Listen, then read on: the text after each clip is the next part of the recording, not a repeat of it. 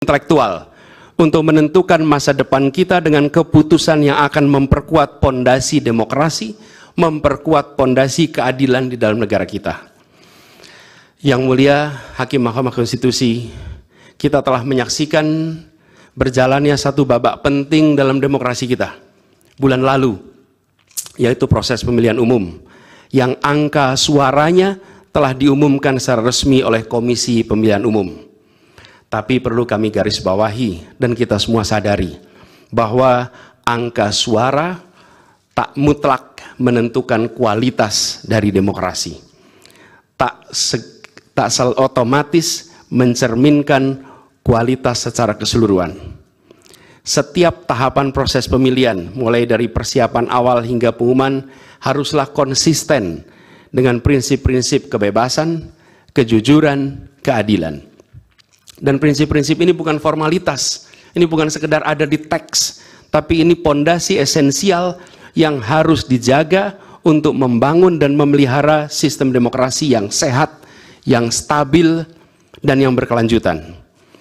Pemilihan umum yang bebas, jujur, adil adalah pilar yang memberi legitimasi kuat pada pemerintahan yang terpilih, yang bisa membawa kepercayaan publik serta memperkuat pondasi institusi pemerintahan. Tanpa itu, legitimasi, kredibilitas dari pemerintah yang terpilih akan diragukan. Lebih jauh lagi, pemilihan yang dijalankan secara bebas, secara jujur dan adil adalah sesungguhnya pengakuan atas hak dasar setiap warga negara dalam menentukan arah dan masa depan negara mereka sendiri. Ini adalah wujud tertinggi dari kedaulatan rakyat, di mana setiap suara dapat disampaikan dan dihitung tanpa tekanan, tanpa ancaman, tanpa iming-iming imbalan. Pertanyaannya, apakah Pilpres 2024 kemarin telah dijalankan secara bebas, jujur, dan adil? Izinkan kami menyampaikan jawabnya, tidak. Yang terjadilah sebaliknya. Dan ini terpampang secara nyata di hadapan kita semua. Kita menyaksikan dengan keprihatinan mendalam serangkaian penyimpangan yang telah mencoreng integritas proses demokrasi kita.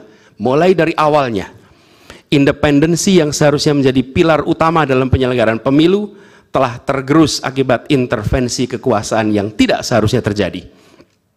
Di antara penyimpangan yang kita saksikan adalah penggunaan institusi negara untuk memenangkan salah satu calon yang secara eksplisit tidak memenuhi kriteria yang ditetapkan. Terdapat pula praktek yang meresahkan, di mana aparat daerah mengalami tekanan, bahkan diberikan imbalan untuk mempengaruhi arah pilihan politik, serta penyalahgunaan bantuan-bantuan dari negara, bantuan sosial yang sejatinya diperuntukkan untuk kesejahteraan rakyat, malah dijadikan sebagai alat transaksional untuk memenangkan salah satu calon.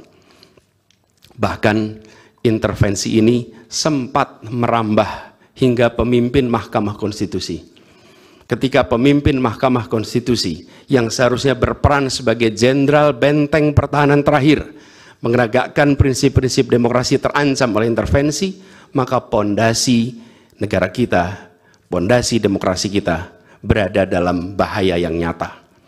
Lebih jauh lagi, skala penyimpangan ini tidak pernah kita lihat sebelumnya, yang mulia. Kita pernah menyaksikan penyimpangan seperti ini di skala yang kecil, pilkada, populasi kecil, tapi dalam skala yang amat besar dan lintas sektor baru kali ini kita semua menyaksikan. Karena itulah nanti izinkan kami nanti melalui tim hukum nasional dan Timnas Amin akan menyampaikan seluruh argumen dan bukti-buktinya atas penyimpangan dan pelanggaran kepada Yang Mulia Majelis Hakim Mahkamah Konstitusi ini. Kami, waktunya 2 menit lagi. Yang Mulia Hakim Mahkamah Konstitusi yang kami hormati, kami muliakan. Apa yang kita saksikan ini bukanlah peristiwa biasa. Ini adalah titik klimaks dari sebuah proses yang panjang.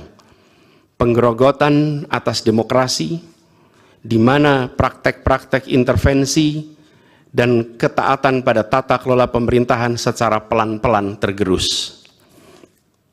Oleh karena itu, Yang mulia Hakim Mahkamah Konstitusi, di hadapan Yang mulia kini terbentang satu momen paling krusial dalam perjalanan demokrasi kita. Di pundak Yang mulia terpikul tanggung jawab yang amat besar untuk menentukan arah masa depan demokrasi kita. Apakah kita akan melangkah dalam persimpangan jalan ini menjadi sebuah republik dengan rule of law atau rule by law, demokrasi yang makin matang atau kemunduran yang sulit untuk diluruskan di tahun-tahun ke depan? Bila kita tidak melakukan koreksi saat ini, maka akan menjadi presiden ke depan di setiap pemilihan di berbagai tingkat. Bila kita tidak melakukan koreksi, maka praktek yang terjadi kemarin akan dianggap sebagai kenormalan dan menjadi kebiasaan, lalu menjadi budaya, dan akhirnya menjadi karakter bangsa.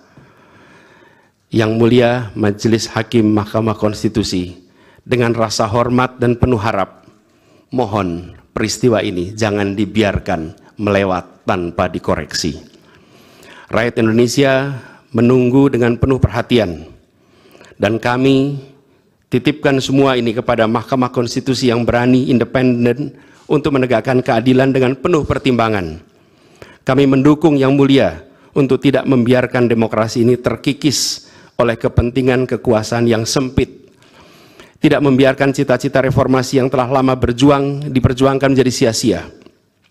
Tindakan dan keputusan Mahkamah Konstitusi terkait dengan jadwal pemilihan kepala daerah serentak serta keputusan penghapusan pasal pencemaran nama baik telah memberikan kepada kami harapan bahwa independensi, keberanian, ketegasan dalam menegakkan keadilan hadir kembali di Mahkamah Konstitusi ini.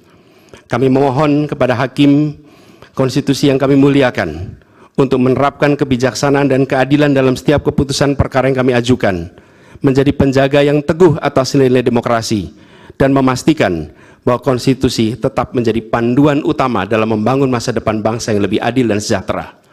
Semoga sejarah mencatat dan menjadi saksi atas dedikasi dan komitmen yang mulia untuk mempertahankan integritas dan martabat demokrasi dan konstitusi kita. Kepada Hakim Mahkamah Konstitusi yang kami muliakan, harapan besar dan tinggi itu kami titipkan. Terima kasih. Assalamualaikum warahmatullahi wabarakatuh. Waalaikumsalam.